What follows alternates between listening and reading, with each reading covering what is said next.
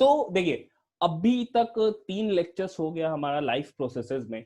I think हम लोग human digestive system तक आ चुके थे। क्या कंप्लीट हो गया था होलोजोइक में? कहां तक हुआ था लास्ट पॉइंट, कोई बताएगा?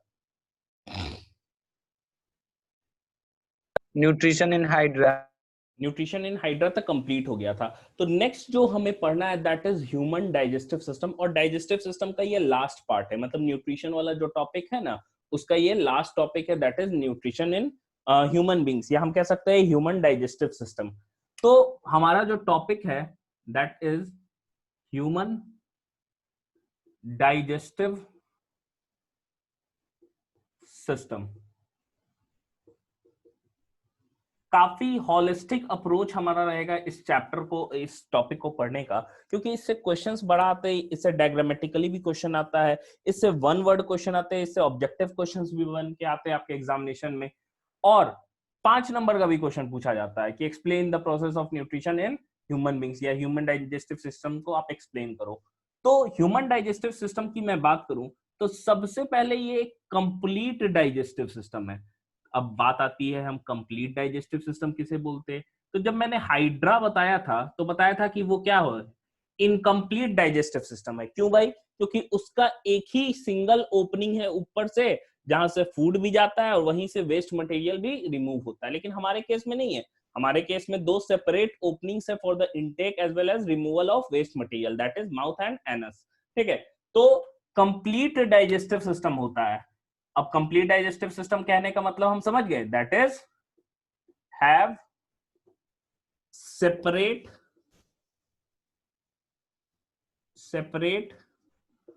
openings for food and waste materials,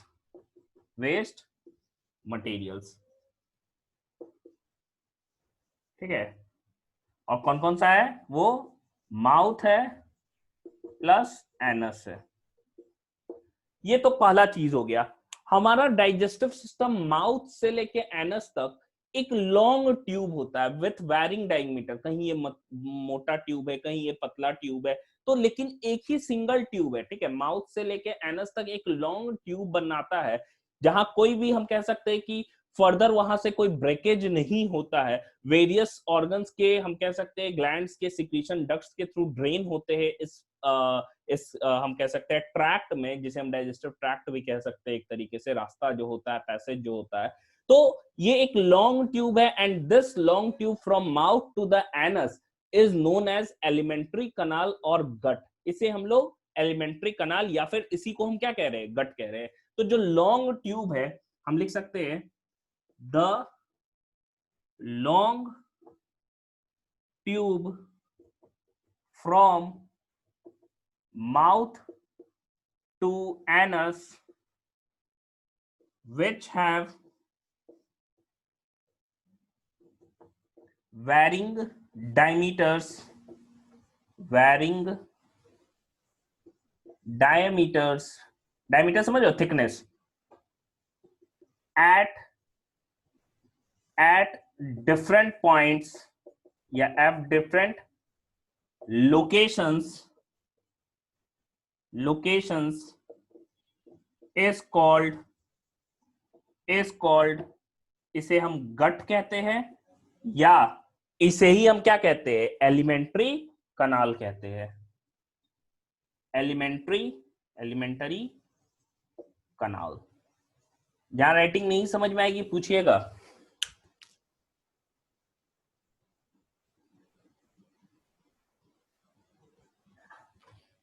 तो ये गट है, या इसे ही हम क्या कह रहे हैं, एलिमेंट्री कनाल कहते हैं। आपका लिखिए तो यहां तक।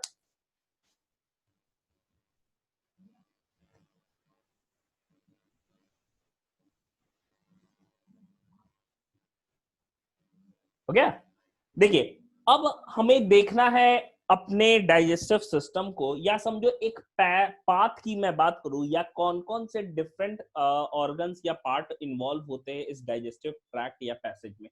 सबसे पहला चीज है क्या, एक ओपनिंग। जो ओपनिंग क्या है, ये माउथ। ठीक है, ये जो सिर्फ ओपनिंग है ना, जो छेद है, इसे हम माउथ कहते हैं, अंदर वाले को माउथ नहीं कहते हैं। ठीक है, जो छेद है वो उसे हम क्या कह रहे हैं, माउथ कह रहे हैं, जो ओपनिंग है उसे माउथ कह रहे हैं।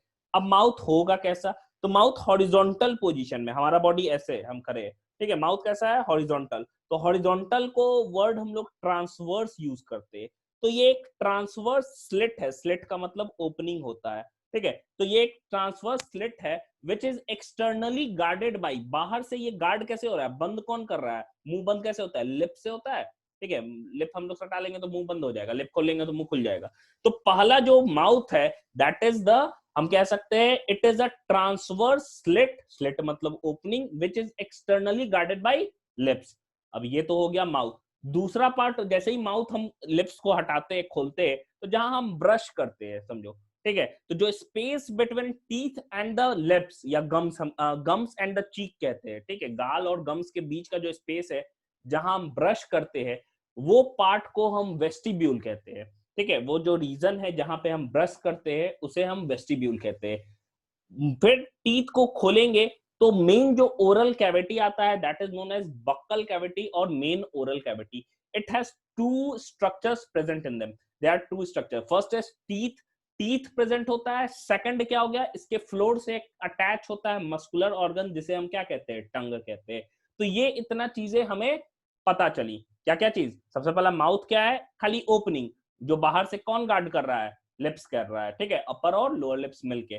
फिर जैसे ही लिप्स खोलते हैं, जो स्पेस है जहां हम ब्रश करते हैं उसे हम क्या कह रहे हैं, वेस्टिब्यूल कहते हैं। जब टीथ खोलते हैं तो जो मेन ओरल कैविटी आता है this is known as buccal cavity और main oral cavity, and a muscular organ is attached to its floor which is known as tongue. Tongue का मेन फंक्शन क्या है, अगर कोई भी कहेगा टंग का मेन फंक्शन क्या है, तो उसका मेन फंक्शन है रिसेप्शन ऑफ टेस्ट, टेस्ट को रिसीव करना। क्यों भाई, क्योंकि वो क्या होता है, टेस्ट बर्ड्स प्रेजेंट होते हैं, तीन तरह के मेनली टेस्ट बर्ड्स उसमें पाए जाते हैं, ठीक है, एक का कलर व्हाइट होता है, ऐसा तुम सोचोगे कि जीभ को पूरा हम टंग क्लीनर से साफ करके एकदम पिंक कर देंगे, तो ऐसा कभी नहीं होने वाला, वो व्हाइट रहेगा ही, क्योंकि जो टेस्ट बर्ड है उसका कलर ही व्हाइट होता है, उसमें कुछ जो मिडल पोर्शन में रहता है, ठीक है, तो उसको कर करके खून मत निकाल लेना, क्योंकि वो कभी पिंक नहीं होने वाला है एग्जैक्टली।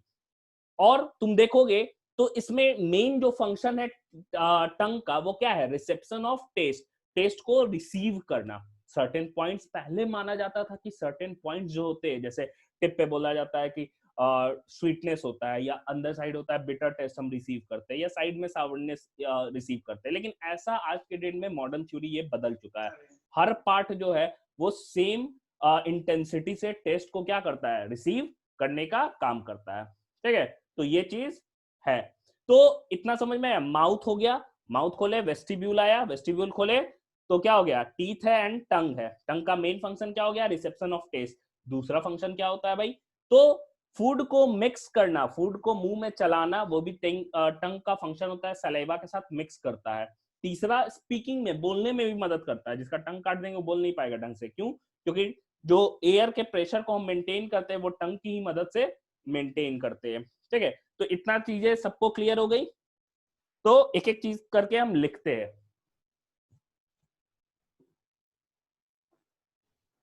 पहले हम बना लेते हैं फिगर, फिर हम लिखेंगे, ठीक है, पहले यहां तक का पार्ट बनाएंगे, यहां तक का, फिर डाइजेस्टिव सिस्टम नीचे का अलग बनाएंगे, क्योंकि समझ में आएगा ज्यादा ढंग से।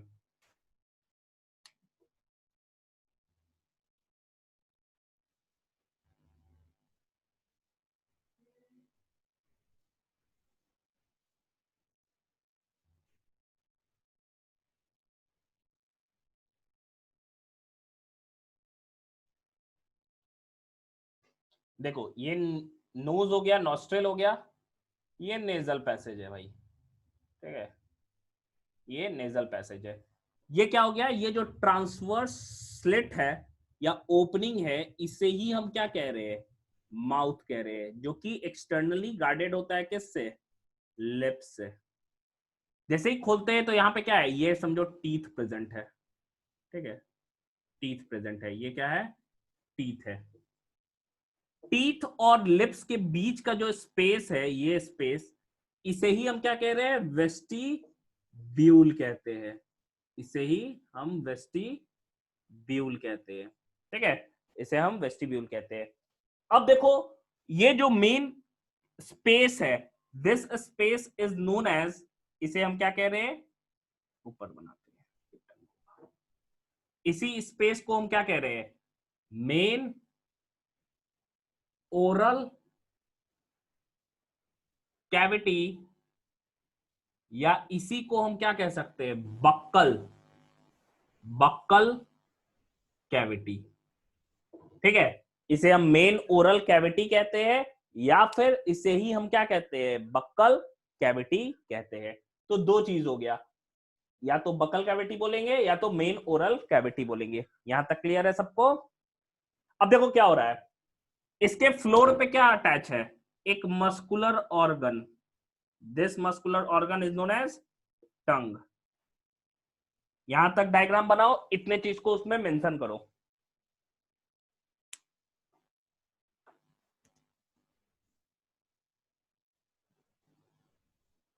जल्दी, 1 मिनट में, 2 मिनट ले लो।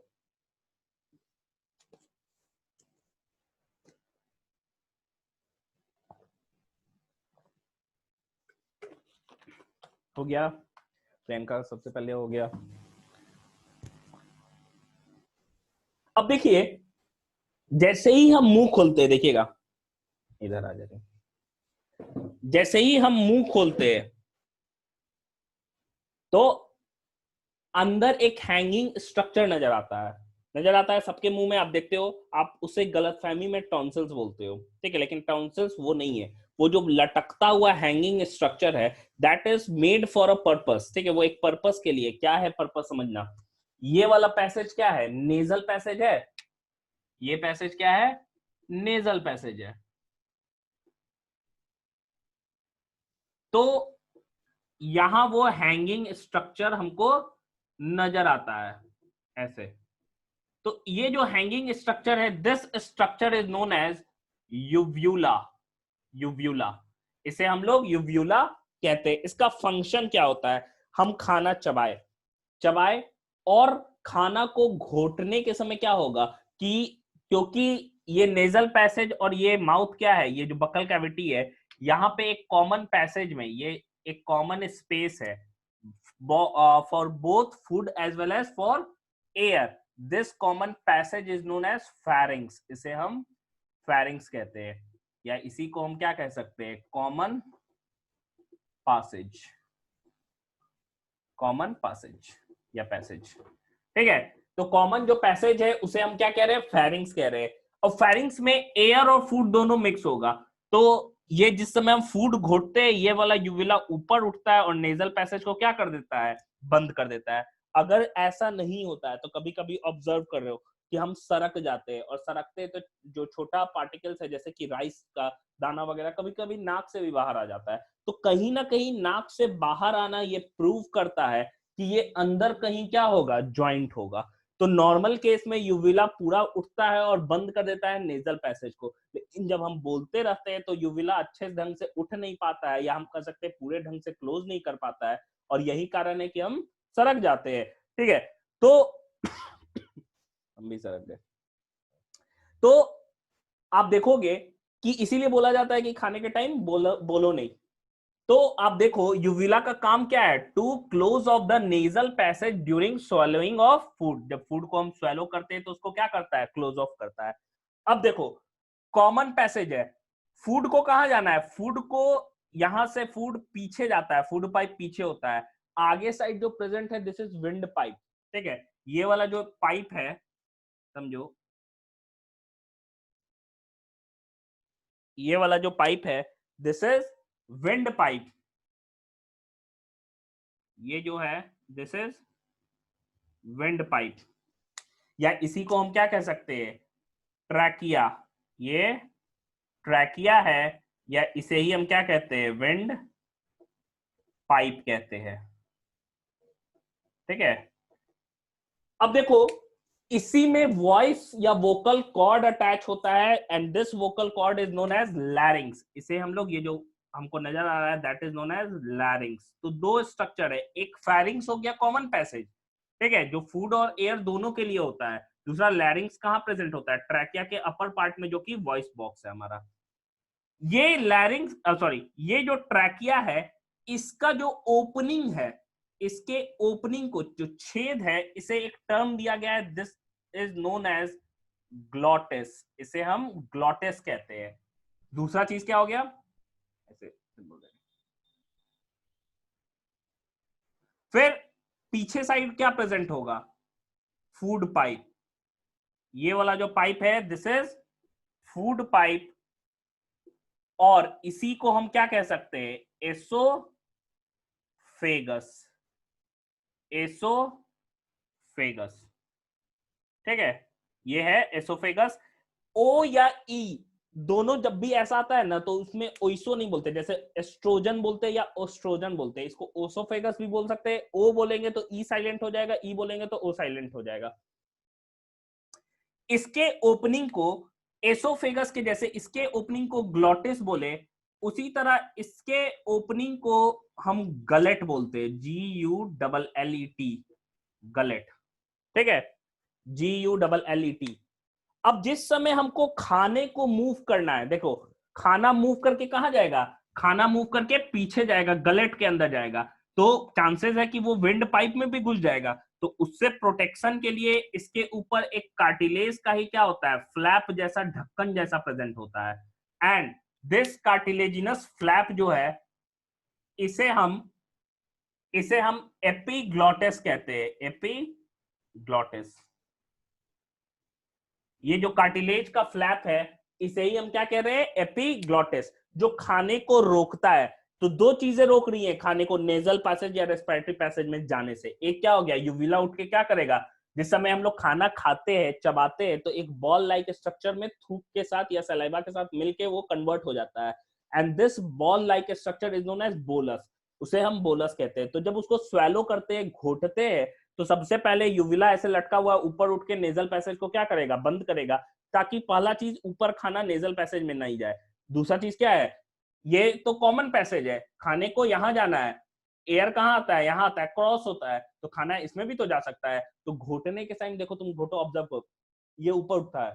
ठीक है, ऊपर उठा मतलब ये वाला पार्ट क्या है, ऊपर उठेगा, एपिग्लॉटिस से क्या हो जाएगा, बंद हो जाएगा, और बंद हो जाएगा तो क्या होगा, खाना ऑटोमेटिकली यहां जाएगा। इसीलिए देखो एग्जैक्ट जिस समय हम खाना घोट रहे होते हैं उस समय हम कभी सांस ले ही नहीं सकते। तुम देखना, मुंह में खाना है तो ले सकते हैं सांस, ठीक है, लेकिन जिस समय घोटना होगा ना, तुम कभी कोई भी चीज घोटते समय आज एक्सपेरिमेंट करके ही देख लेना, तुम सांस कभी नहीं ले पाओगे। क्यों भाई, क्योंकि ये वाला पार्ट तो बंद हो चुका है ना, रेस्पिरेटरी पैसेज ही बंद है, तो सांस कहां से लेंगे हम। तो ये एक कंप्लीट यहां तक का एसोफेगस तक का खाने का जर्नी हम देख चुके हैं कि हाँ यहां तक का खाना या यहां तक का स्ट्रक्चर हम लोगों का क्लियर हो गया। ये स्ट्रक्चर सारे लोगों को क्लियर है, ये अपर पार्ट है। अब देखो हम खाली इसी का फिगर नेक्स्ट बनाएंगे। यहां तक क्लियर है सबको, सारे लोग बोलिए क्लियर है, ठीक है। तो इसको बनाइए, यस सर। इधर का बना लीजिए।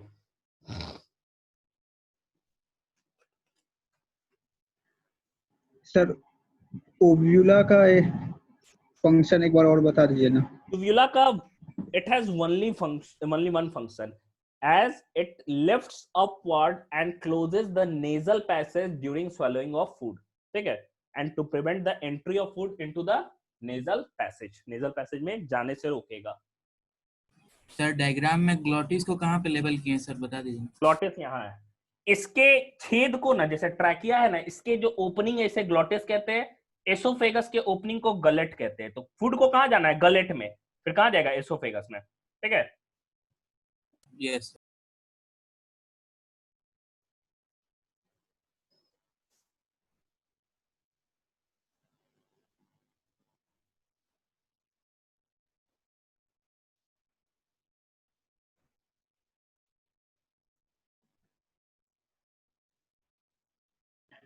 सर ग्लॉटिस एक बार बता दीजिए।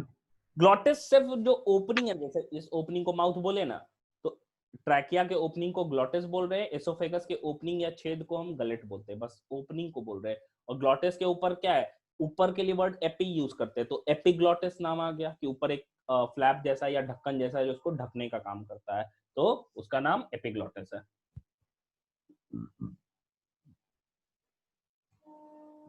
हो गया? Yes sir. Yes sir.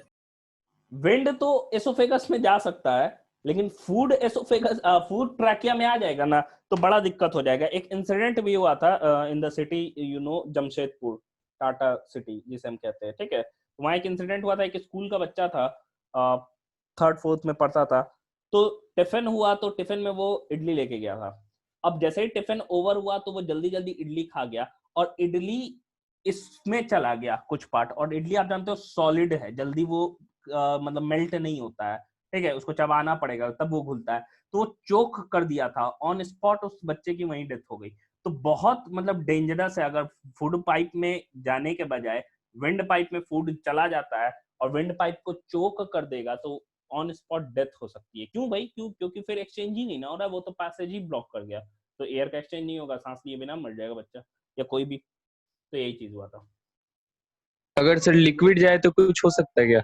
नहीं, लिक्विड पे ऐसा कुछ नहीं है, लेकिन हाँ वही क्या होता है, लिक्विड जैसे हम मान लो कि पानी में जाते हैं, जैसे कोई दिखते नहीं हो, डूब गया, ठीक है, तो डूब गया तो तुरंत उसको बचा के लाके फिर बचा सकते हैं ना, लेकिन उसको 1 घंटा डूब गया तो फिर तो लंग्स में पानी भर गया ना, एयर खत्म। थोड़ा पानी जाएगा तो उसको निकाल सकते हैं हम, लेकिन एज कंपेयर टू फूड समझो लिक्विड लेस डेंजरस है। लेकिन हाँ एक्सेस क्वांटिटी में लिक्विड पूरा लंग्स ही भर दिया तो फिर तो डूबने से मौत हो जाएगा। तो ये हमारा ऊपर का पार्ट हो गया। अब हम देखो इसको डायग्रामेटिकली नीचे से रिप्रेजेंट करेंगे सर क्या। हाँ बोलिए। सर इपिग्लोटिस बता दीजिए ना। एपिग्लॉटिस जस्ट एक फ्लैप है जो इस ग्लॉटिस को, या हम कह सकते हैं ट्रैकिया को बंद कर रहा है ताकि खाना इसमें नहीं जा सके। हो गया? तो सर ऑल तो clear? Sir glottis sir yes sir. Glottis और एपिग्लॉटिस में सर तो क्या फर्क है? ये ग्लॉटिस और एपिग्लॉटिस। ये रुको, ये छेद है, ये ग्लॉटिस, ये ढक्कन है, एपिग्लॉटिस, यही फर्क है। समझा? बस यही चीज है। देखो, अब देखो इसके नीचे का पार्ट हम देखेंगे कि हाँ एसोफेगस के बाद कौन कौन से स्ट्रक्चर प्रेजेंट होते हैं, वो हम देखेंगे यहाँ पे।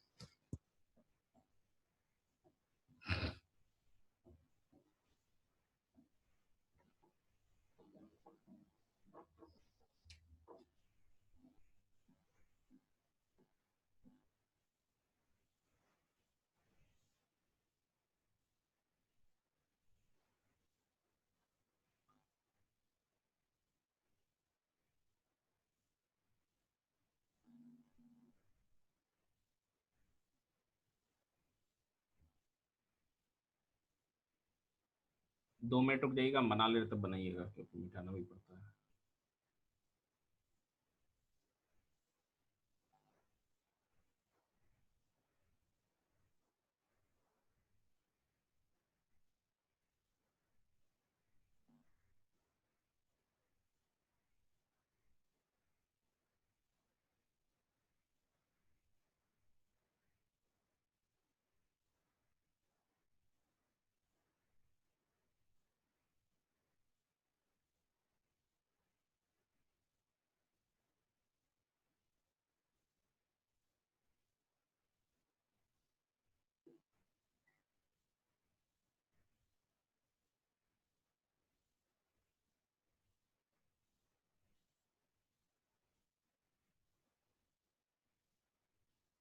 देखो, ये एसोफेगस हो गया।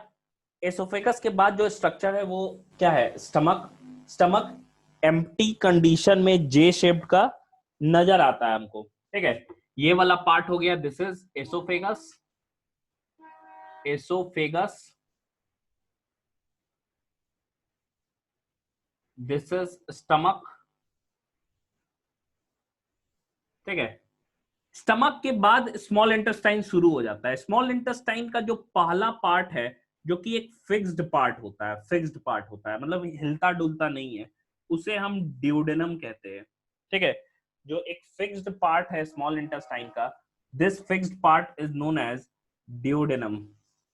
ड्यूडेनम, ठीक है, ये फिक्स्ड पार्ट है। फिर इसके बाद से large small intestine large intestine को ज्वाइन करता है।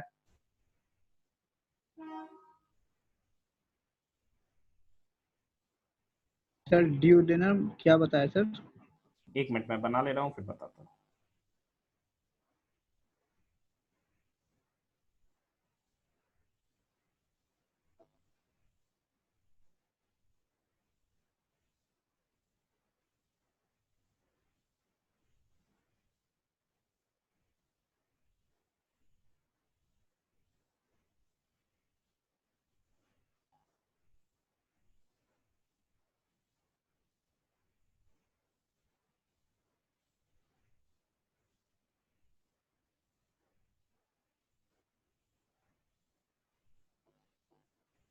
देखिए ये पार्ट हो गया ड्यूडेनम, स्मॉल इंटेस्टाइन स्टमक के बाद स्टार्ट हो गया है, ठीक है। स्मॉल इंटेस्टाइन स्टार्ट हो जाता है, इसका एक फिक्स्ड पार्ट होता है, एक सी शेप्ड लिम्ब टाइप का बना होता है, सी शेप्ड स्ट्रक्चर के रूप में रहता है ड्यूडेनम, जो कि एक फिक्स्ड पार्ट है। यहाँ दो ग्लैंड अटैच होते हैं, ठीक है, समझना ऐसे ये फिगर है। लेफ्ट साइड में एक लीफ लाइक स्ट्रक्चर प्रेजेंट होता है, this leaf like structure is known as pancreas, इसे हम पैनक्रियाज कहते हैं, ठीक है। और राइट साइड में सबसे लार्जेस्ट हम कहते हैं ग्लैंड हमारा प्रेजेंट होता है, दैट इज लिवर, ये हमारा लिवर हो गया। लिवर कंटिन्यूअसली क्या करता है, बाइल जूस को बनाते रहता है, ठीक है। एक जूस वो सीक्रेट हम लोग पढ़ेंगे उसका फंक्शन क्या होता है।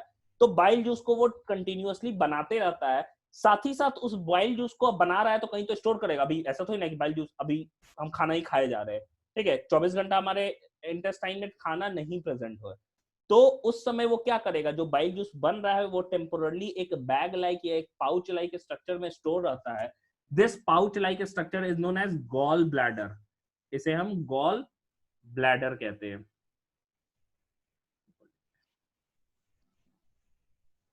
ये जो स्ट्रक्चर है इसे हम गॉल ब्लैडर कहते हैं, गॉल ब्लैडर, ठीक है। ये जो स्ट्रक्चर है ये क्या हो गया, लिवर, लिवर हो गया हमारा। अब देखो यहां पे ड्यूडेनम के बाद स्मॉल इंटेस्टाइन का एक हाईली क्वाइल्ड पार्ट होता है जिसे हम जेजुनम कहते हैं, जेजुनम। तो ड्यूडेनम के बाद जेजुनम और लास्ट जो टर्मिनल पार्ट होता है इसे हम इलियम कहते हैं। तो small intestine has 3 parts, first is duodenum which is a fixed part, second is jejunum which is a highly coiled part, and last part is ilium, इसे हम इलियम कहते हैं। ये तीनों मिलके क्या बना रहा है, ये तीनों मिलके स्मॉल इंटेस्टाइन बनाता है, ठीक है। ये क्या हो गया, स्मॉल इंटेस्टाइन, ये स्मॉल इंटेस्टाइन बनाया।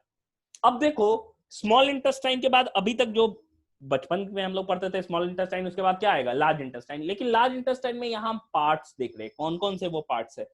तो वो रीजन जहां पे स्मॉल इंटेस्टाइन लार्ज इंटेस्टाइन को ज्वाइन करता है, इस पार्ट को सीकम कहते हैं, ठीक है, इस पार्ट को सीकम कहते हैं।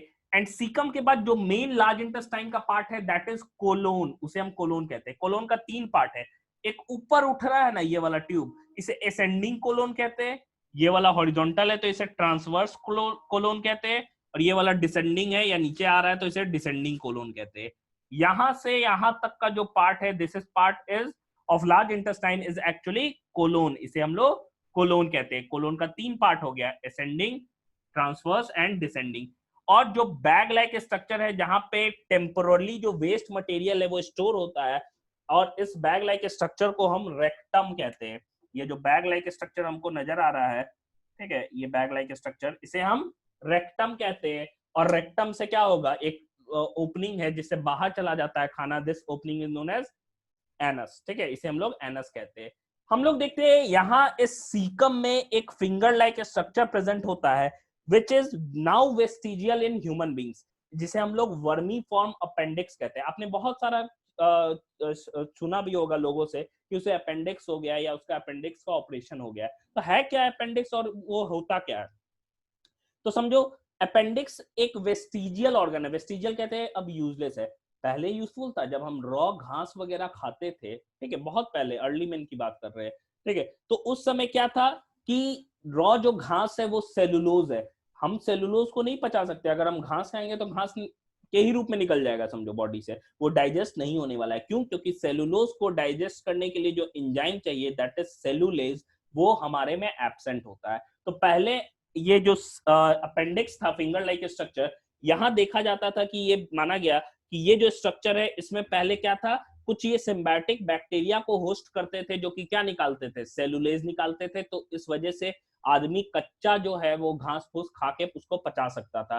लेकिन आज के डेट में ये क्या है, वेस्टिजियल ऑर्गन है। तो ये क्या है, इसका समटाइम्स क्या हो जाता है कि हम कह सकते हैं ये इन्फ्लामेशन हो जाता है जिसे अपेंडिसाइटिस कहते हैं, जो काफी पेनफुल होता है। तो है वेस्टिजियल, उसको काट के निकाल दिए, कोई फर्क थोड़ी ना पड़ रहा है। तो यही चीज हो रहा है। तो ये जो स्ट्रक्चर है, ये स्ट्रक्चर कहाँ पे है, ये एक सैक लाइक स्ट्रक्चर है जिसे हम क्या कह रहे हैं, सीकम कहते हैं। तो ये क्या हो गया, एक एक करके, ये सीकम डॉट डॉट दे रहे, ये क्या हो गया, सीकम, ठीक है, ब्लू से दे रहे।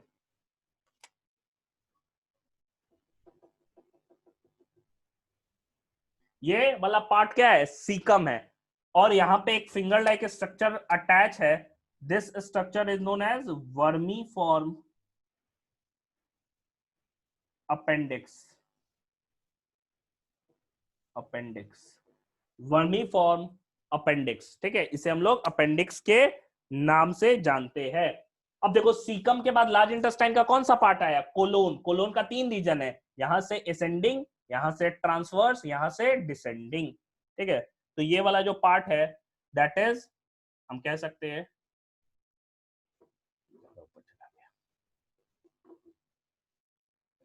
इधर ये वाला क्या हो गया, सीकम हो गया, ठीक है। सीकम के बाद ये वाला पार्ट क्या हो गया, असेंडिंग कोलोन। फिर ये वाला क्या हो गया, ट्रांसवर्स कोलोन।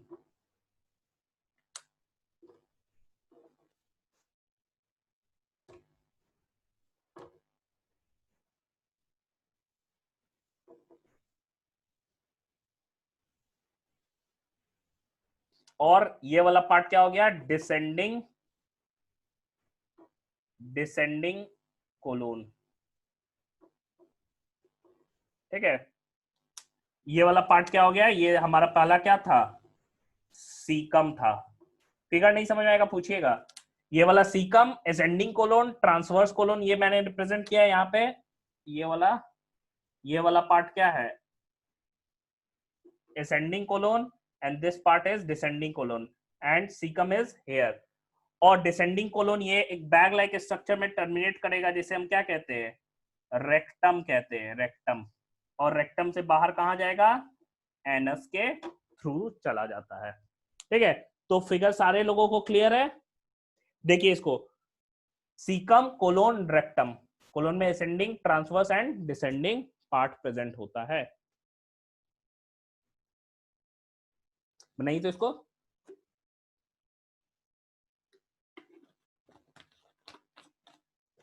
तो कोई भी पूछेगा लार्ज इंटेस्टाइन में कितना पार्ट है, 3, सीकम, कोलोन एंड रेक्टम। हाँ बोलिए, कोई पूछ। सर स्मॉल इंटेस्टाइन में जो तीन पार्ट आपने बताया है, डुओडेनम, जेजुनम और इलियम, सर इन दोनों का सब इसमें काम क्या है, काम हम लोग डाइजेशन देखेंगे तो देखेंगे उसमें कि जेजुनम में जाके डाइजेशन कंप्लीट हो जाता है और एब्जॉर्प्शन स्टार्ट होता है। इलियम में खाली एब्जॉर्प्शन होता है।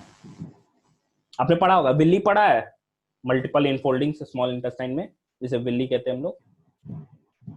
नहीं ध्यान,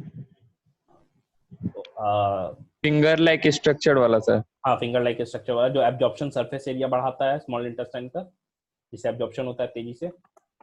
तो यस सर। हाँ, ये चीजें पढ़नी है हम लोगों को, बिल्कुल घबराइए नहीं, वो सारा चीज समझ में आ जाएगा कि क्या क्या डिफरेंस है। अभी तो सिंपल हम देख रहे हैं कि डायग्रामेटिकली, अभी डाइजेशन करना बाकी है। देखो अब फिगर बना दिया, अब किस पार्ट में कहाँ डाइजेशन हो रहा है ये हम लोग को देखना है, बस इतना ही चीज है, ठीक है। हमारा कंप्लीट हो जाएगा फिर।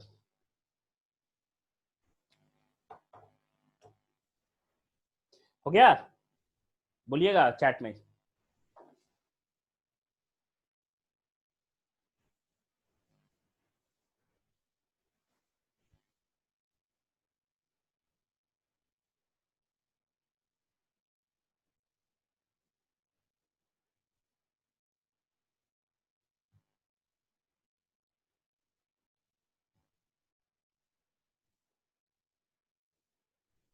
ठीक है, चलिए मिटा रहे। सर पेप्सिन क्या होता है, क्या, pepsin, pepsin, pepsin PEPSIN। Stomach में एक एंजाइम निकलता है जो प्रोटीन के डाइजेशन में हेल्प करता है। अभी पढ़ना है हम लोगों को।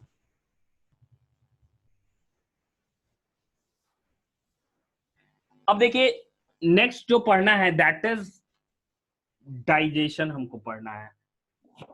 किचन बंद कर दीजिएगा।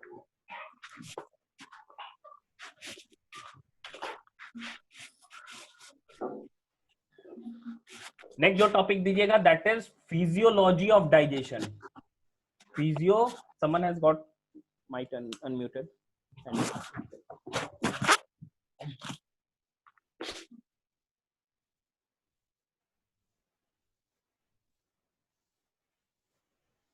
नेक्स्ट देखिए, तो नेक्स्ट जो टॉपिक है that is physiology of digestion. Digestion की फिजियोलॉजी को पढ़ना है। फिजियोलॉजी कहने का मतलब है कि कहाँ चीजें, कौन कौन सी चीजें हो रही हैं और क्या वो प्रोडक्ट के रूप में बन रहा है। तो इससे पहले हम फिजियोलॉजी जाने, हम जानते हैं हम खाते क्या है मेनली, ठीक है, हम खाते क्या है मेनली। तो अगर मैं फूड की बात करूं अपने, तो फूड हैज 3 कंपोनेंट्स, ठीक है। फर्स्ट वन इज कार्ब्स और carbohydrates, carbohydrates. Second one is proteins, third one is fats, fourth one is vitamins और मिनरल्स, ये, ठीक है। तो यही हम खा रहे हैं, पानी तो पी रहे हैं, ठीक है। तो फूड का कंपोनेंट ये है। लेकिन मैं अगर एब्जॉर्बेबल फॉर्म की बात करूं कि किस फॉर्म में हम एब्जॉर्ब करते हैं फूड को, एब्जॉर्बेबल फॉर्म की अगर बात करूं, तो कार्बोहाइड्रेट्स का जो बॉडी में एब्जॉर्बेबल फॉर्म है दैट इज ग्लूकोज। ग्लूकोज को ही हम क्या कर सकते हैं, एब्जॉर्ब करते हैं। प्रोटीन्स को हम एमिनो एसिड्स के रूप में करते हैं, एमिनो एसिड्स के रूप में करते हैं, ठीक है।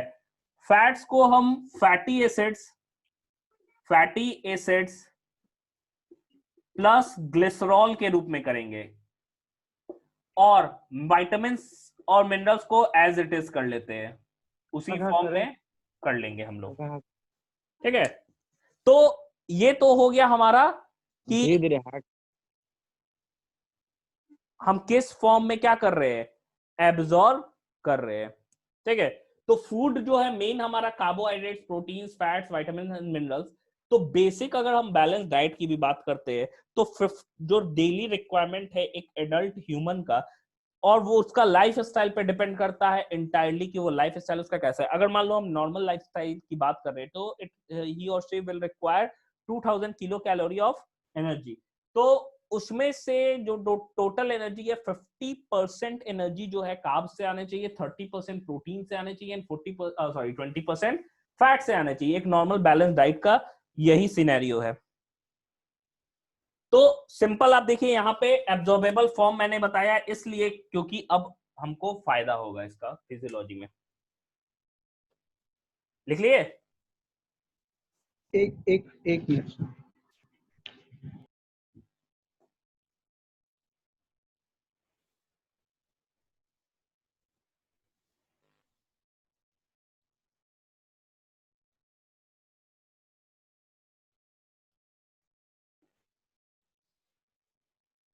हो गया?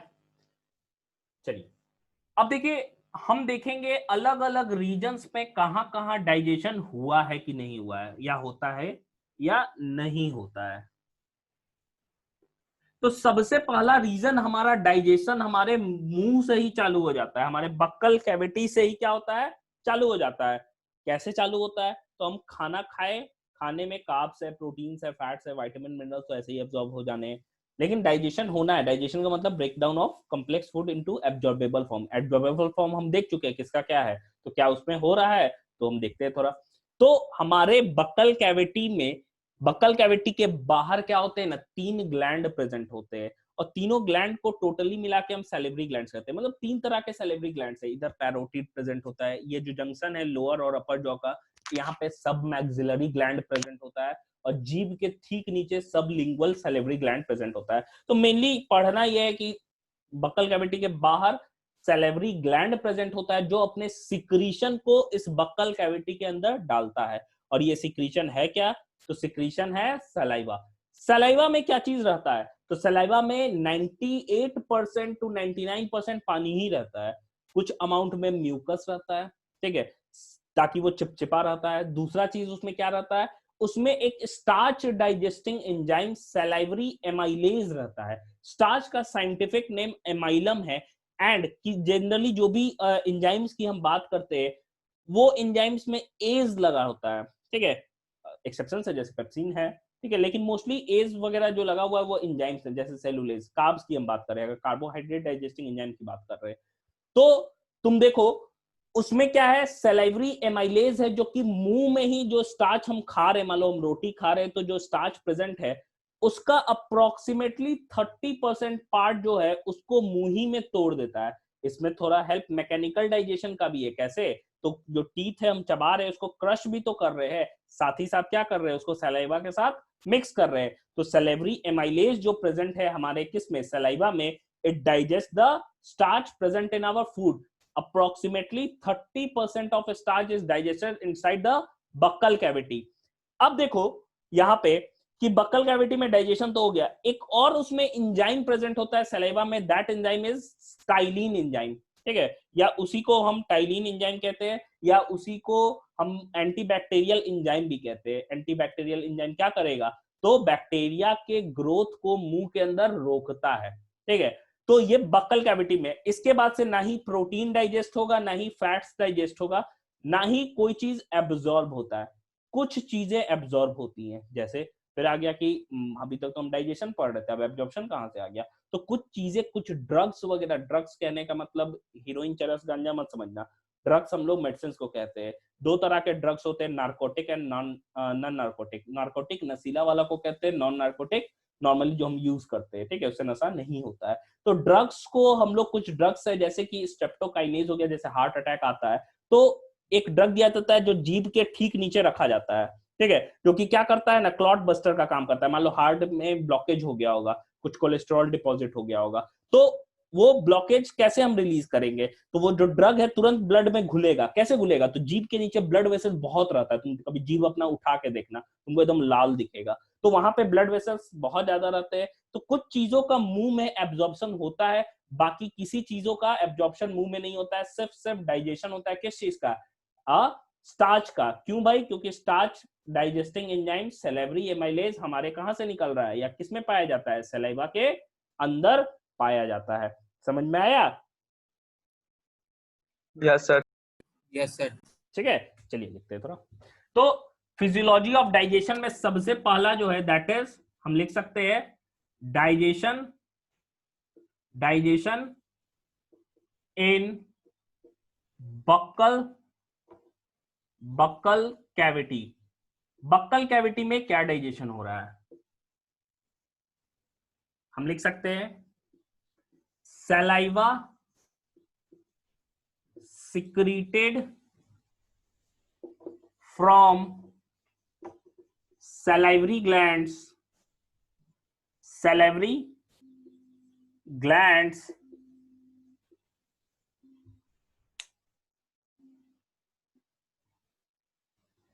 saliva secretes salivary glands, sorry, secreted from salivary glands contain starch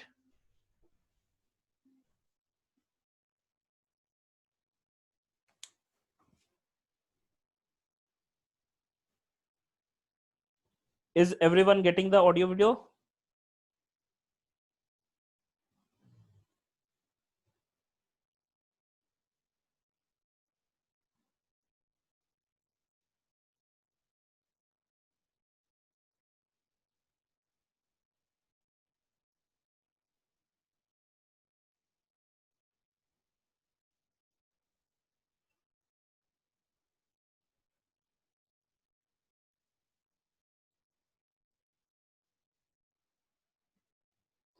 चार लोगों का वीडियो नहीं आ रहा है। एक मिनट रुकिएगा, मैं इसको कट करके फिर कर रहा हूँ।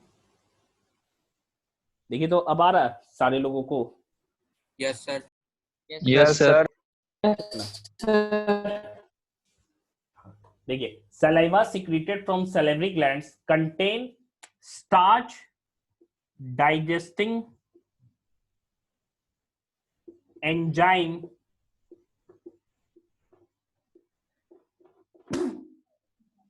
sorry that is salivary amylase salivary amylase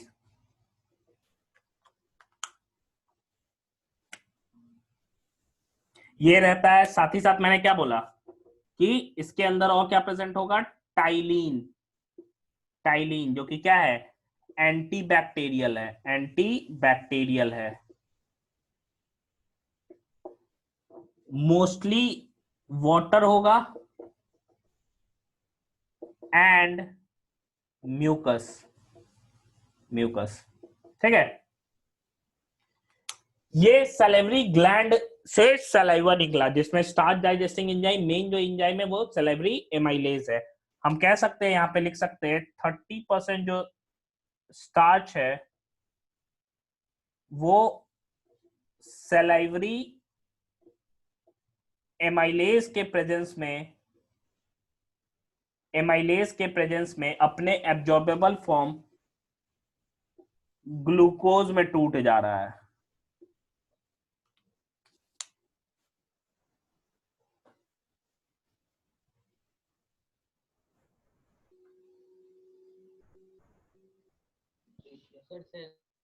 salivary amylase के बाद क्या लिखें sir? Amylase ptyalin, PTYLIN, PTYLIN।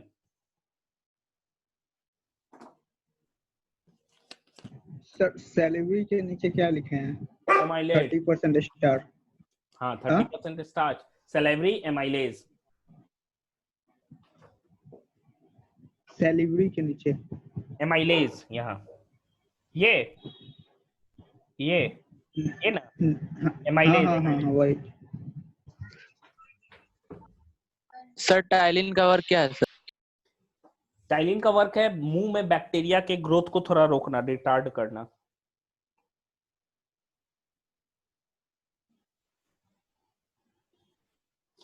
हो गया?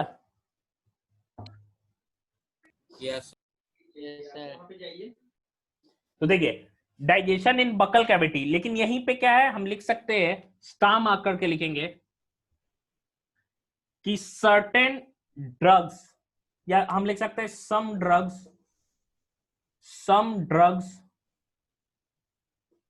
such as those given during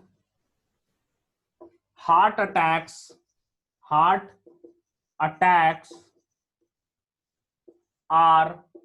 directly absorbed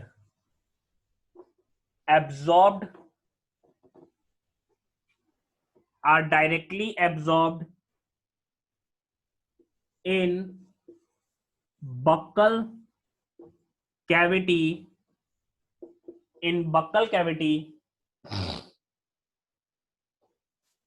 directly absorbed in buccal cavity when placed beneath कहते हैं अंडर, beneath the टंग के नीचे हम लोग रखते हैं तो वो डायरेक्टली एब्जॉर्ब हो जाता है। ये पहला डाइजेशन था हमारे बक्कल कैविटी में। क्या एसोफेगस में कोई डाइजेशन होता है क्या? नहीं, एसोफेगस में कोई भी डाइजेशन नहीं होता है। फिर डाइजेशन कहाँ होना है? तो हमको स्टमक में होना है।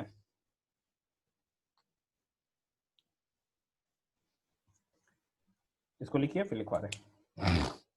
तो पहला हमारा फिजियोलॉजी ऑफ डाइजेशन में जो टॉपिक है वो है डाइजेशन इन बक्कल कैविटी। तो हम लोगों ने देख लिया कि सिर्फ स्टार्च का ही डाइजेशन होता है, और कुछ जो ड्रग्स है जैसे हार्ट अटैक वगैरह में जिस ड्रग्स को हम देते हैं वो क्या होता है, डायरेक्टली एब्जॉर्ब होता है, बाकी कोई चीज डाइजेस्ट नहीं होता है। नेक्स्ट लिखिएगा।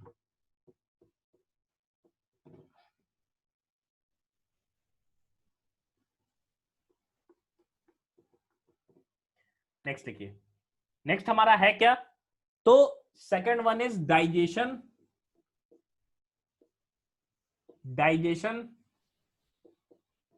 in esophagus.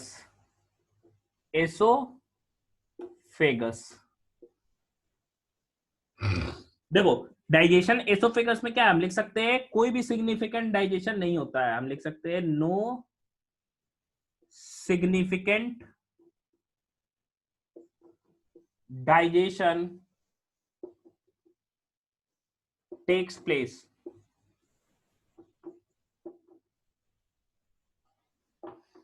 लेकिन यहां पे सिर्फ खाना क्या होता है,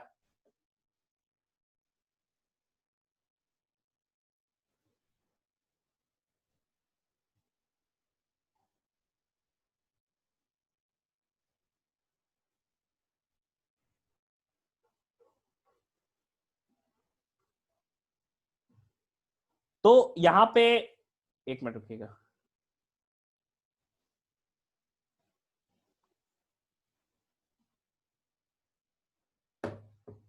तो यहां पे खाना क्या हो रहा है कि यहां पे खाना सिर्फ मूव करता है। कैसे मूव करता है, तो हम देखते हैं कि आपको एसोफेगस जो है, एसोफेगस में खाना आके बढ़ेगा तो ये क्या होगा, ये फूलेगा, फिर ये कॉन्ट्रैक्ट करेगा, फिर नीचे वाला कॉन्ट्रैक्ट करेगा तो नीचे वाला, तो जो साइमल्टेनियस कॉन्ट्रैक्शन एंड रिलैक्सेशन से खाना मूव करके कहां पहुंच रहा है, स्टमक में पहुंचता है।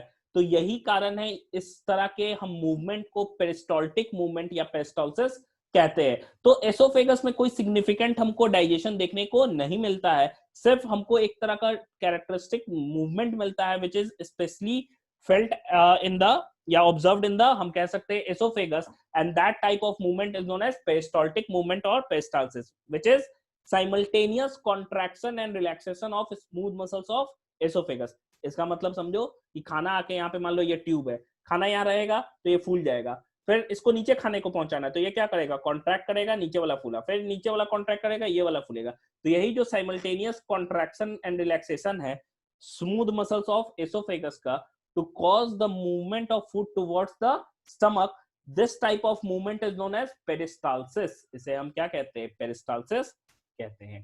ठीक है, क्लियर है, बोलिएगा क्लियर है। Yes sir. ठीक, यस तो सर। देखिए इसमें कोई डाइजेशन तो हुआ नहीं, लेकिन हम कह सकते हैं स्पेशल और स्पेसिफिक, हम कह सकते हैं specific movement, a specific movement of esophagus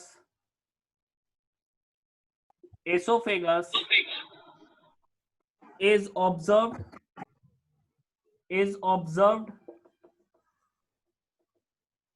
and is called peristalsis or peristaltic movement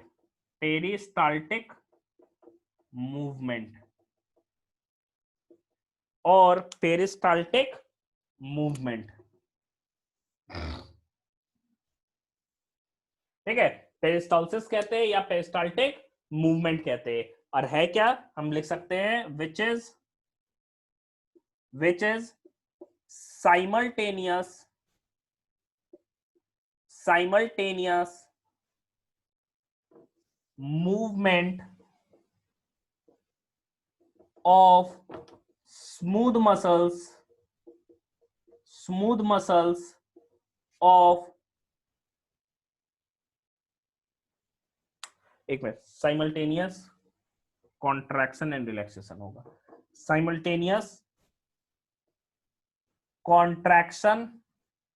contractions and relaxations of smooth muscles of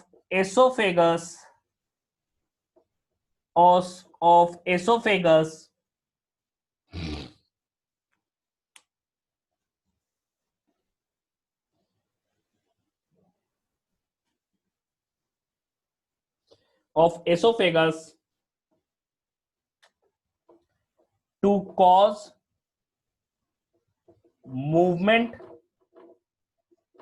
of food to cause movement of food towards stomach. तो stomach तक हम लोग का खाना पहुंच चुका है, ठीक है। एसोफेगस में पेरिस्टाल्टिक मूवमेंट से स्टमक तक खाना पहुंच गया है। अब नेक्स्ट क्लास में हम स्टमक में देखेंगे कि डाइजेशन क्या हो रहा है, उसके बाद इंटेस्टाइन, फिर एब्जॉर्प्शन आ जाएगा। सर दूसरा पॉइंट एक बार और समझा दीजिए। देखिए, ये बोला जा रहा है एक स्पेसिफिक मूवमेंट है, ठीक है, लिखिए आप लोग, एक स्पेसिफिक मूवमेंट बोला जा रहा है विच इज कि मान लो खाना यहाँ पे ऊपर, मान लो यहाँ हम खाए, यहाँ खाना आया, तो खाना आया तो नीचे उसको पहुंचाना है, तो ये स्मूथ मसल्स एसोफेगस के कॉन्ट्रैक्ट करेंगे तो खाना दबेगा, तो नीचे वो खिसकेगा, क्योंकि नीचे रास्ता है, ठीक है, तो नीचे खिसकेगा, और ग्रेविटी मूवमेंट भी तो है नीचे की तरफ। फिर क्या है, खाना नीचे गया, फिर क्या है, आप नीचे वाला कॉन्ट्रैक्ट करेगा, फिर उसके नीचे वाला रिलैक्स करेगा, तो जो साइमल्टेनियस कॉन्ट्रैक्शन एंड रिलैक्सेशन हो रहा है to cause the movement of food towards the stomach, this type of movement is known as peristalsis, और इसी को हम क्या कहते हैं, पेरिस्टाल्टिक मूवमेंट कहते हैं। Clear? Is it clear? Yes sir. Okay, so हमारा खाना याद रखो, हम अभी तक पूरा खाए नहीं है, अभी खाली मुंह में गया, ठीक है, पेट में पहुंचेगा अगले क्लास में, और वहां हम लोग देखेंगे, अगले क्लास में न्यूट्रिशन वाला टॉपिक कंप्लीट हो जाएगा हमारा, ठीक है, इसके बाद ज्यादा कुछ नहीं है। Okay sir. ठीक है, अब जिसको जो डाउट है वो पूछिए, हम क्लास सेशन ओपन करते हैं, जिसको जो भी डाउट है वो पूछ सकता है। सर बोलिए। सर क्या हम कह सकते हैं कि सर जो फूड है हमारे माउथ में जाते के साथ ही सर वो डाइजेशन स्टार्ट हो सकता है, कह सकते हैं क्या इसको? कह सकते हैं। तो सर जब हम कह सकते हैं तो सर आप वहां पर लिखे हैं no significant digestion takes place, तो सर हमारे मुंह में जब जाता है खाना तो सर वो च्यू करता है, हमारा टीथ उसको चबाने में हेल्प करता है, तो सर हम लोग कह नहीं सकते हैं कि डाइजेशन सर ओसोफेगस से भी होके गुजरता है? नहीं, एसोफेगस में तो कोई डाइजेशन नहीं ना हो रहा है, वो पहले हो चुका है। एसोफेगस में कोई डाइजेशन नहीं हो रहा, वो तो सिंपल पैसेज है, खाना यहाँ तक पहुंचेगा स्टमक तक, वहां कोई डाइजेशन नहीं हो रहा है, वहां कोई टूटेगा तब ना बोलेंगे कि डाइजेशन हुआ, उसमें कोई टूट नहीं रहा है, सिर्फ क्या है वो पैसेज है, समझिए, वहां ना तो कोई एंजाइम सीक्रेट हो रहा है, ना सलाइवा है, ना हम कह सकते हैं कोई टीथ है कि उसको क्रश करेगा कि तोड़ेगा, तो वहां कोई डाइजेशन नहीं होगा, इसीलिए लिखा है मैंने। और पूछिए सर। वेस्टिब्यूल जहां हम ब्रश करते हैं ना, आगे मुंह खोल के नहीं, मुंह दांत बंद करके, वही पार्ट है vestibule. Repeat type of salivary gland. Salivary gland is of 3 types, पढ़ना नहीं है, 11th में पढ़ना है ह्यूमन फिजियोलॉजी में, इसलिए मैंने उतना डिटेल में नहीं बताया। सिर्फ देखो, नॉलेज का कोई एंड नहीं है, लेकिन हमको रिलेवेंट पढ़ना है कि हाँ कौन सी चीजें पढ़े, थोड़ा नॉलेज बेस बढ़ा के, कि हाँ एक कॉन्सेप्ट बेसिक मेरा क्लियर रहे, कि आगे के हायर क्लासेस में जो भी हम स्टडी कर रहे हैं उसमें दिक्कत नहीं आए बेसिक चीजों में। लेकिन अब इतना नहीं है कि हम 11th के पूरे पोर्शन को अभी पढ़ लेंगे, ठीक है, फिर 11th में क्या पढ़ेंगे, और 10th में फिर तो छूट ही गया, फिर एक ही सब्जेक्ट तो ही ना है। तो आप देखो, टाइप ऑफ सैलिवरी ग्लैंड की मैं बात करूं तो 3 तरह का होता है। सबसे पहला, कान के नीचे यहाँ पे एक बड़ा सा सबसे लार्जेस्ट सैलिवरी ग्लैंड होता है, जिसे पैरोटिड कहते हैं, पैरोटिड ग्लैंड। दूसरा जो है, ये दोनों जो जॉ है, ठीक है, दोनों जो जॉ फ्यूज करता है, जहां जंक्शन है, यहाँ एक सैलिवरी ग्लैंड प्रेजेंट होता है, जिसे हम सब मैक्सिलरी कहते हैं, सब मैक्सिलरी, और इसी को सब मैंडिबुलर भी कहते हैं, या इसी को सब मैंडिबुलर सैलिवरी ग्लैंड। और थर्ड वन जो है हमारे जीभ के नीचे प्रेजेंट होता है, दैट इज नोन एज सब लिंगुअल। आपने लिंगुआ वर्ड सुना होगा, लिंगुआ जीभ टंग के लिए कहते हैं, सब लिंगुअल सैलिवरी ग्लैंड। तो 3 तरह का ये सैलिवरी ग्लैंड होता है। सर एक बार वो ड्रग्स वाला बता दीजिएगा जो बताए थे आप। हाँ, कौन सा सर? जो आप ड्रग्स वाला बताए थे ना, कि बकल कैविटी में व्हेन प्लेस्ड बीनीथ द हाँ टंग होता है, तो देखिए, ये हमारा जो जीभ आप उठा के देखना ऐनक में, तो वहां बड़ा लाल दिखेगा। लाल दिखने का मतलब सिंपल चीज है, बॉडी में रेड दिख रहा है, वहां ब्लड ज्यादा है। मतलब ब्लड वेसल ज्यादा है, कैपिलरीज ज्यादा है, तो जल्दी एब्जॉर्प्शन होगा। तो अगर किसी को हार्ट अटैक है, उसके ब्लड में क्लॉट बस्टर डाला जाता है, कि वो क्लॉट बस्टर क्या एक तरह का हम समझो सब्सटेंस है जो कहीं पे भी ब्लॉकेज होगा ना ट्यूब्स में, तो उसको तोड़ते हुए निकल जाता है। तो ब्लड में मिलाना बड़ा जरूरी है। अब यहाँ से इंजेक्ट करेंगे तो हम कह सकते हैं एक तरीके से टाइम लगता है, और उसको इंजेक्ट नहीं करते, वो टैबलेट्स के रूप में आता है। तो खिलाएंगे, डाइजेस्ट होगा, फिर जाके उसको क्या करते हम, फिर जाके हमको मिलता, तब तक तो पता चला हार्ट अटैक से पेशेंट मर जाएगा। तो उसको क्या किया जाता है, उसको रेडीमेड यहाँ पे काफी हम कह सकते हैं डिसॉल्व करने वाला होता है, तो मुंह में रखेंगे तो घुल जाएगा, तो वो जीभ के नीचे उसको रखा जाता है, ठीक है, ताकि वो घुल के तुरंत वो क्लॉट बस्टर का काम कर सके।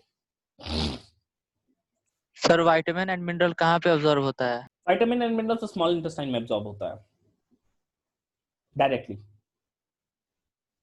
Okay sir. और लोग पूछिए, और कोई क्वेश्चन, किसी को भी कोई भी क्वेश्चन अभी तक जो भी हम लोग पढ़ चुके हैं उसमें? सर आपने बताया था फिजियोलॉजी ऑफ डाइजेशन, सर आपने सबसे पहले फूड लिखा था, तो सर उसमें आपने एक बताया था 30% इस ग्लूकोज में जाता है, नहीं 30% मैंने सिर्फ फूड को बोला कि आप फिजियोलॉजी मान लो हम डाइजेशन की बोल रहे हैं या टूट रहा है, तो खाना जो टूट रहा है तो पता होना चाहिए कि खाना किस फॉर्म में टूटेगा या हम एब्जॉर्ब क्या करेंगे। मेन तो वही ना है कि डाइजेशन का मतलब क्या है, एब्जॉर्बेबल फॉर्म में कन्वर्ट होना। इसीलिए मैंने आपको सबको याद करने के लिए वो चीज लिख दिया कि आपको पता होना चाहिए कि कार्ब्स किस में टूटते हैं, प्रोटीन्स किस में टूटते हैं, फैट्स किस में टूटता है, ये याद होना चाहिए। दूसरा, मैंने मुंह में बताया था कि बक्कल कैविटी में जो जितना मान लो हम रोटी खा रहे हैं, तो उसका लगभग जो जितना स्टार्च प्रेजेंट होगा लगभग उसका 30% मुंह ही में डाइजेस्ट हो जाता है, ये मैंने बोला था।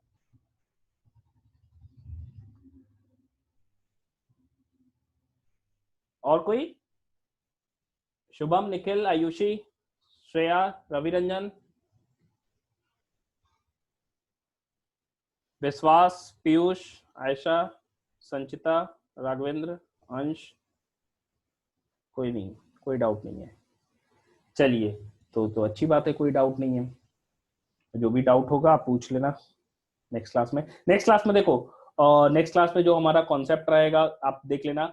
क्वेश्चंस भी आप समझो, बुक मैंने आपको बता चुका है, कोई इधर उधर की बुक नहीं फॉलो करनी है, simple NCERT and exemplar he follow करना है। इसके अलावा आपको कोई बुक बनाने की भी जरूरत नहीं, कोई बुक पढ़ने की भी जरूरत नहीं है, ठीक है। टाइम वेस्ट बिल्कुल मत करना कि हम साइंस का एकदम बायो का लेते हैं, एकदम मोटा सा 2 मंथ्स उठा के 11th का उसको हम बैठ के पढ़ रहे हैं, तो बिल्कुल ही टाइम वेस्ट है। वो जो एनर्जी रहता है वो 2 दिन का रहता है, तीसरा दिन वही उसी डालते रहोगे। तो वैसा हाइपोथेटिकेट अपने आप को नहीं करना है, या हाइपोथेटिकल सिचुएशन में बिल्कुल नहीं रखना है कि एक इमेजिनरी वर्ल्ड बना लिया कि उसी इमेजिनेशन में ही मेहनत चल रहा है, एक्चुअल में मेहनत नहीं है। सोच ले रहे एकदम बनाएंगे कि हाँ 10 घंटा प्लान बना लिए पढ़ने का, वो चीज हो नहीं रहा है। हाँ राघवेंद्र बोलिए। सर आप बताएं कि सर टंग को ऊपर उठाते हैं तो सर वहाँ पर लाल बहुत होता है, वहाँ पर खून ज्यादा रहता है, वहाँ पर सर हार्ट अटैक के समय हम लोग को एक टैबलेट देते हैं ड्रग्स, तो सर वो एब्जॉर्ब कर लेता है, और कहा कि सर सुई नहीं उस वक्त दिया जाता है। सुई तो हम मैंने बोला इनिशियल जो स्टेप है ना एज अ फर्स्ट एड, वो टैबलेट के फॉर्म में आता है। उसका एडवांस फॉर्म तो डायरेक्टली एक सुई होता है जो हार्ट ही में इंजेक्ट किया जाता है। तो सर हम अगर इंजेक्शन कोई देता है किसी बुखार या किसी भी बीमारी में, तो सर वो डायरेक्ट अगर उसका कोई इंजेक्शन के सिवा वही चीज अगर हमारे टंग के नीचे रखा जाए तो सर वो काम करेगा? नहीं, अब ये मैं बता रहा हूँ कि हर चीज को हम टेस्ट नहीं कर सकते, समझना इस चीज को। या हर चीज का हम ऐसा रहता तो हर चीज टैबलेट ही में बनाते, सिरप क्यों बनाते, फिर इंजेक्टेबल क्यों बनाते, किसको सुई लेना अच्छा लग रहा है, समझो इस चीज को। तो हर चीज का ड्रग्स में भी ऐसा नहीं है, वेरिएशंस है। आप देखोगे तो कोई टैबलेट्स के फॉर्म में आते हैं, कोई कैप्सूल्स के फॉर्म में आते हैं। कैप्सूल के फॉर्म में जो भी आ रहा है तो समझो उसका टेस्ट बड़ा ही वाहियात होगा, जो मल्टीविटामिन आते हैं, ठीक है। आप ऐसे मुंह में रखोगे तो मतलब लगेगा कि अब बेहोशी हो जाएगा आदमी, ऐसा टेस्ट होता है, इसीलिए वो कैप्सूल के फॉर्म में आते हैं। तो हर चीज का एक प्रॉपर वे है कि हाँ उसको हम बॉडी में इंजेक्ट कर रहे हैं या फिर उसको हम इनटेक कर रहे हैं, तो वो वे हमको फॉलो करना है। ऐसा नहीं कि हम सब चीज को खा ही सकते हैं।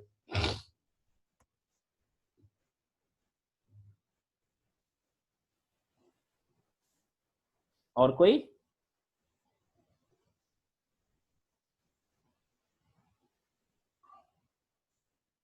ओके, सो हाँ बोलिए, कौन है बोलिए।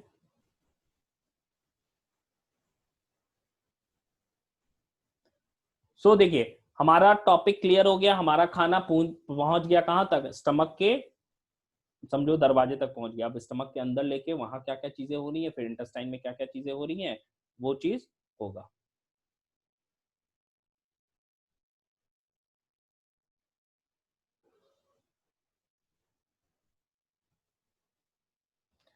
चलिए मैं क्लास एंड कर रहा हूं, ठीक है, चलिए thank you sir, bye sir. Bye. Okay sir, thank you sir.